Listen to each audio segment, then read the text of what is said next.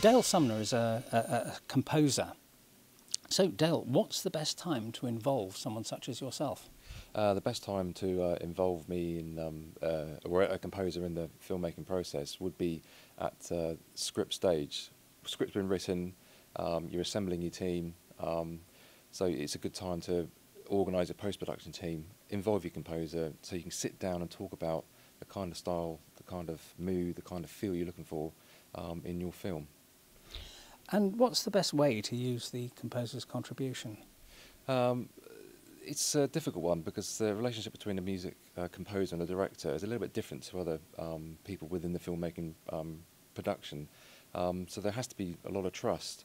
The best way to utilise a composer is to allow them some freedom to explore the film without giving too much direction at the start. By all means, you're going to have the director will have his or her vision and the kind of sound they're looking for. But yeah, it does help to allow the composer some sort of freedom and then to start fine-tuning it. Personally, for me, I like the combination of you tell me what you want, I'll tell you what I think will work, and meeting somewhere in the middle. That's a good collaborative process. And how does music or the composer manage the audience experience of the film? Well, the composer has to take into account the scene they're working on. Obviously overall as well, the actual tone of the movie. I mean, for example, you're not going to want heavy metal music across a love story where there's that kind of emotion. So, yeah, it depends entirely on things like the dialogue. Dialogue is always the key thing. You have to pay a particular attention to that. Ideally, the best way to manage it is for the viewer to walk away having enjoyed the experience, but not really remember anything about the music.